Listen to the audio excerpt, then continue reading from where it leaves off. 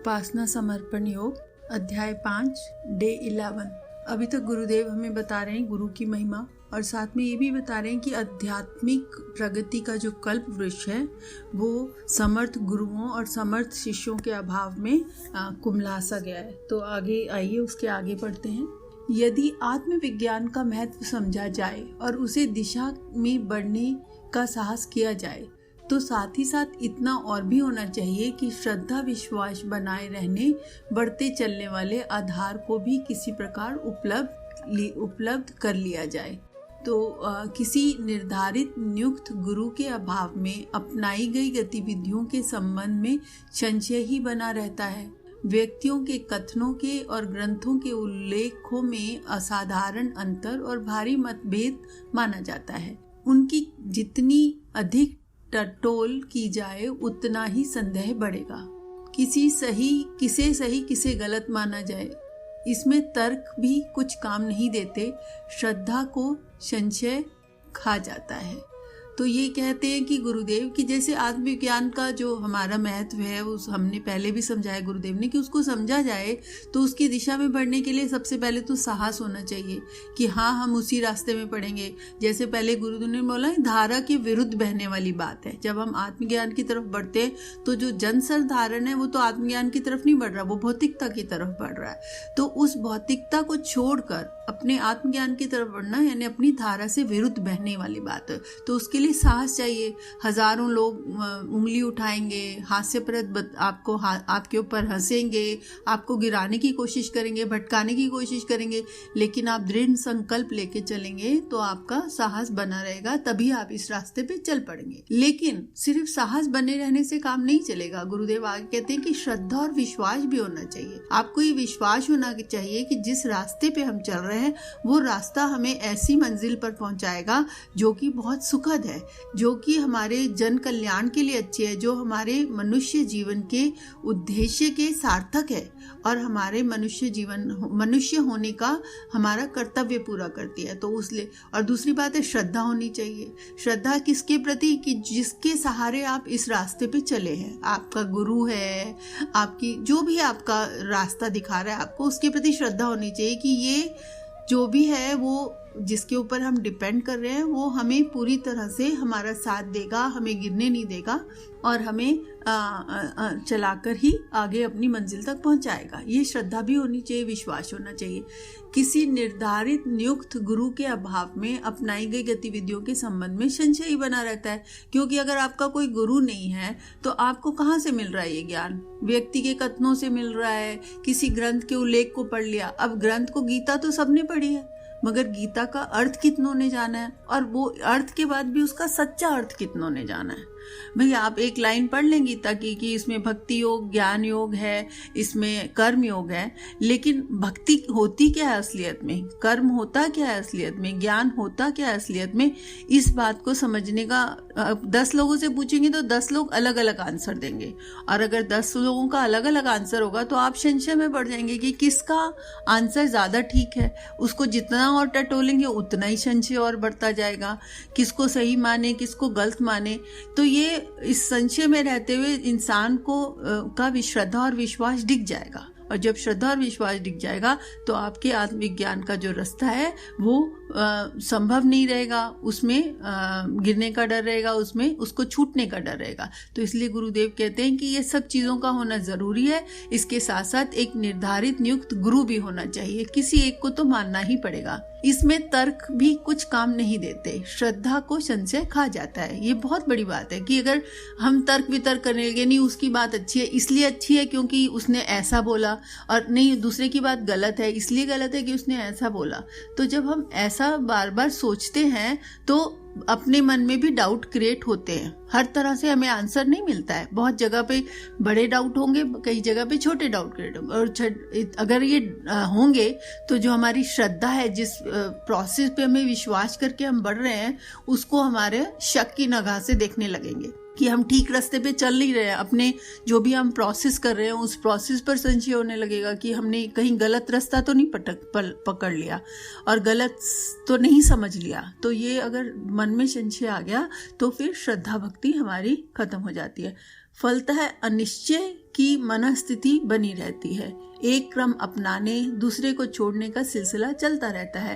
फलतः दिग्भ्रांत की तरह आगे बढ़ते, पीछे हटते, छोड़ते, चक्कर काटते समय गुजरता है। थकान और खिंच के अतिरिक्त और कुछ पल्ले नहीं पड़ता।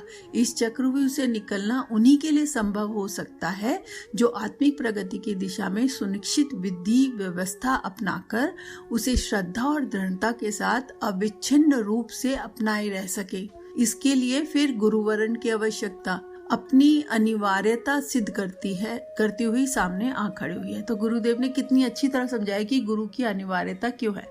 बोलते कि जब क्या होता है कि जब हम संशय रहता है, बहुत सारे लोगों का मत ले रहे हैं, बहुत जगह बहुत हमारे सोर्सेज हैं डिफरेंट टाइप के, तो कभी लगता है कि ये वाला क्रम ठीक है, इस पे चलते हैं। फिर कुछ देर बाद लगता है कि कुछ हासिल नहीं हो रहा है, प्रगति नहीं हो रही है, तो चलो इस क्रम को छोड़ देते हैं, दूसरा क्रम अपना लेते हैं और दूसरा क्रम अपना लेते हैं। तो बार बार इधर उधर भटकते रहते हैं। कभी हम किसी एक रास्ते में आगे बढ़ते हैं, फिर लगता है ये ठीक नहीं है, तो फिर पीछे की चकाते हैं, फिर पीछे हटते हैं, फिर किसी को छोड़ देते हैं, या फिर घूम फिर के किसी जहाँ से शुरू किया था वहाँ फिर आके खड़े होते हैं।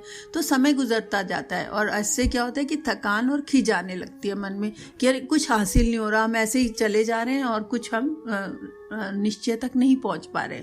तो उस चक्रव्यूह से निकलना संभव नहीं हो पाता है और धीरे धीरे हम आत्मिक प्रगति का रास्ता को छोड़ देते हैं। तो उसमें श्रद्धा, दृढ़ता, विधि व्यवस्था सब खत्म हो जाती है, सब पल्ले से निकल जाती है। और उसको अगर हम किसी तरह से उस पर चलते भी रहे, माने रहे कि नहीं श्रद्धा पक्की है, दृढ़ता पक्की है, विधि व्यवस्था, फिर भी वो ज़्यादा समय तक नहीं चल पाती है, क्योंकि जो एक डाउट है ना वो हमें उसे छोड़ने पर मजबूर कर देता है। और उस डाउट से निकलने का गुरुदेव बता रहे हैं कि एक ही रास्ता है कि आप किसी गुरु को वरण करें, क्योंकि जहाँ पर भी संशय आएगा, जहाँ पर भी आपको लगेगा क्वेश्चन आएगा, तो गुरु आप उसके क्वेश्चन का समाधान करेगा। और जब समाधान हो जाएगा तो वो संशय निकल जाएगा, संशय निकल जाएगा तो वो श्रद्धा और दृढ़ता बनी रहेगी और आप विधि व्यवस्था से आत्मिक प्रगति के रास्ते पे चलते रहेंगे। आगे गुरुदेव लिखते हैं कि सदगुरु की तलाश प्रत्येक श्रेयार्थी साधक को करनी चाहिए। वह जब तक ना मिले तब तक काम चलाऊ तात्कालिक आवश्यकता पूरी करने के लिए आपत्ति धर्म की तरह प्रज्ञा अभियान के संचालक से ही काम चलाया जा सकता है। लिखा है कि सदगुरु की तलाश करनी चाहिए, हमको करनी चाहिए। और सदगुरु की तलाश एक्चुअली गुरुदेव ने बहुत जगह लगाया कि आपको बस अपनी श्रद्धा और पात्रता बढ़ाते जाए। जब श्रद्धा और पात्रता आपकी बढ़ती जाएगी तो अपने आप एक दिन सदगुरु आके आपको अपने साथ जोड़ लेंगे और आपको आगे बढ़ाना चालू कर देंगे।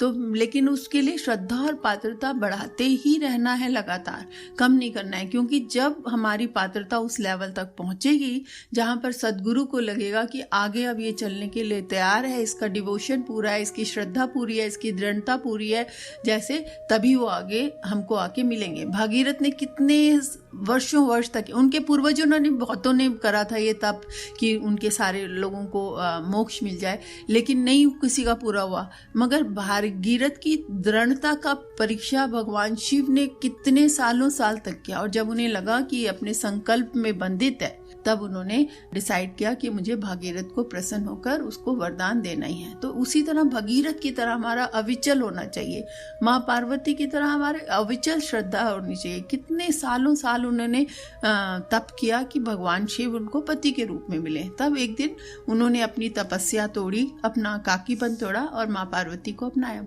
तो वो बोल रहे हैं कि जब तक कोई मान लो गुरु नहीं मिले तब तक कोई काम चलाऊ करने के लिए भी कि आप उस रास्ते पे चल चुके हैं, आप उसको छोड़े नहीं। तो प्रज्ञा अभियान जो गुरुदेव ने हमारे चलाया है कि अपनी नॉलेज को बढ़ाओ, जानकारी बढ़ाओ, अपने अज्ञान के अंधेरे को हटाओ और उस अज्ञान के अंधेरे को हटा के उस रास्ते पे चलो, उस रास्ते पे आप चलते रहे। प्रज्ञा अभियान यानी ज्ञान को अर्जित करना, ऐसा ज्ञान जो हमें आत्मिक रास्ते की तरफ चला सके। भगवान राम के 2 गुरु थे, एक गुरु वशिष्ठ, दूसरे विश्वामित्र। वशिष्ठ कुल गुरु थे, योग वशिष्ठ उन्हीं ने पढ़ाया था, किंतु बला और अतिबला विद्याएं प्राप्त करने के लिए उन्हें यज्ञ रक्षा के बहाने विश्वामित्र आश्रम में रहना पड़ा। जो वहां सीखा जा सका वह वशिष्ठ की सीमा से बाहर था। बला और अतिबला सावित्री और गायत्री रूपी भौतिकी व आत्मी को कहते हैं। प्रथम के द्वारा उन्होंने असुरों को परास्त किया और दूसरों के माध्यम से राम राज्य की स्थापना की और भी कठिन उत्तरदायित्व को पूर्ण कर सकने में समर्थ हुए। तो देखिए, भगवान राम का उदाहरण देकर भगवान गुरुदेव बता रहे हैं कि उनके 2 गुरु थे। एक गुरु विशिष्ट थे, जिनके आश्रम में वो बालपन पे चले गए। वहाँ उन्होंने धनुर्विद्या सीखी, शास्त्रों का ज्ञान लिया, बहुत तरह का ज्ञान लिया और हर तरह से प्रचुर होके उसमें पूरे अच्छी तरह से समझकर वापस आए। लेकिन कुछ दिनों बाद क्या हुआ कि उनको ऋषि विश्वामित्र अपने आश्रम में ले गए। क्यों? क्योंकि उन्होंने बोला कि हमारे यज्ञों को अति बला तंग कर रही है, हमको करने नहीं देती है, तो आइए आप उनको रोके। लेकिन अभी तो उन्हें सिर्फ जो ज्ञान था, राजा को डर था कि हमारे पुत्र तो छोटे हैं, कर नहीं पाएंगे। लेकिन ऋषि विश्वामित्र विश्वास दिला के ले गए कि ये कर पाएंगे, क्योंकि इनमें साहस तो है, इनमें श्रद्धा भी है, इनमें दृढ़ता भी है, सिर्फ वो कला ही सीखनी है। तो वो कला सीखने का वक्त आ गया है। तो उस समय उन्होंने विश्वामित्र ने उन्हें ले गए और बला अति बला से लड़ने का उन्होंने ज्ञान दिया। और ये ज्ञान असलियत में क्या है? गुरुदेव बताते हैं कि सावित्री और गायत्री का ही ज्ञान है। एक भौतिकी ज्ञान है जिसमें कि आप असुरों को परास्त करते हैं, और एक आत्मिकी ज्ञान है। आत्मिकी ज्ञान क्या है? आत्मा का ज्ञान है, जिसके द्वारा आप एक अच्छे समाज की संरचना करते हैं। उसी के रहते हुए भगवान राम ने असुरों को परास्त किया और दूसरे के माध्यम से राज्य राम की स्थापना की। ऐसा वातावरण पैदा किया जहां पर आध्यात्मिकता का, सत्य प्रवृत्तियों का जोर बोलबाला था। लोग एक दूसरे को लिए प्रेम और सद्भावना की भावना लिए चलते थे, छोड़ते नहीं थे, एक दूसरे का साथ देते थे। तो इसी कठिन उत्तरदायित्व को इसीलिए पूरा कर पाए कि उन्होंने ये शिक्षा विश्वामित्र के आश्रम में रहकर प्राप्त की। एक व्यक्ति के कई गुरु होने में कोई दोष नहीं है। हमको गायत्री मंत्र और उपनयन महामना मालवीय जी ने प्रदान किया था। इसके अतिरिक्त हिमालय से युगांतरीय चेतना का प्रतिनिधित्व करने वाली प्रज्ञात्मा हमारे सूक्ष्म गुरु हैं और उन्हीं के संकेतों पे अपनी गतिविधियों का ताना बुना बिनते हैं। ऐसा हर कोई कर सकता है। दत्तात्रेय के 24 गुरुओं की बात सर्वविदित है। प्राचीन काल में भी ऐसा होता रहा है।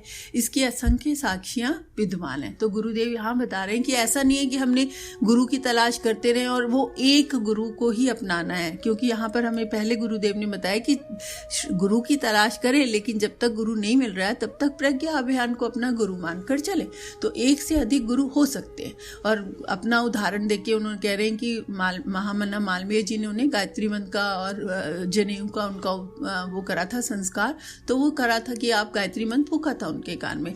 लेकिन हिमालय से दादा गुरु आए थे, योगेश्वर महाराज जी, तो वो सूक्ष्म रूप में थे, उनका शारीरिक रूप नहीं था। तो वो ज्योति के अंदर से प्रकट हुए थे और उन्होंने फिर उनको संकेतों से और उनसे बातचीत करके उनको सारे जीवन पीछे के दिखाए और आगे की आने वाली गतिविधियों के बारे में बताया। और गुरुदेव ने पूरी श्रद्धा, समर्पण और दृढ़ता के साथ उसका पालन किया।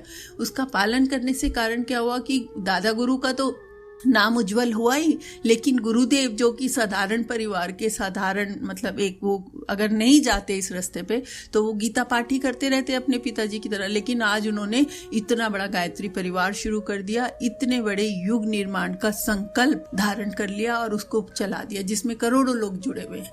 तो ये सब किस लिए हो पाया? क्योंकि योग्य गुरु मिला और गुरुदेव के अंदर श्रद्धा, दृढ़ता और समर्पण था। दत्तात्रेय के बारे में भी बता रहे हैं कि 24 गुरु थे। तो ऐसा नहीं है कि एक ही गुरु बनाना चाहिए। समय पड़ने पर जो उस समय उपलब्ध गुरु है उसके द्वारा रास्ता चालू कर देना चाहिए और समय आने पर जो हमारा असली गुरु होगा, जो हमारे जीवन को पलटेगा, वो भी हमें मिलेगा। तो ये बहुत सारे उदाहरण हैं इसके। इसलिए सिर्फ गुरु की तलाश में समय ना बर्बाद करें, जो अभी अवेलेबल है उससे चालू कर दें और जब समय आने पर गुरुदेव आपको खुद ही अपना लेंगे। आज के लिए इतना ही कि प्रार्थना कि सबके जीवन में एक समर्थ गुरु आए, लेकिन आज का जो ज्ञान जितना भी उपलब्ध है उससे वो अपना रास्ता तय करना शुरू कर दे। ऐसी कामना के साथ आइए गायत्री मंत्र करते हैं।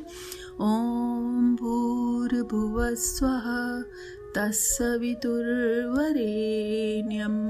भर्गो देवस्य धीमहि धियो यो न प्रचोदयात्। जय गुरुदेव।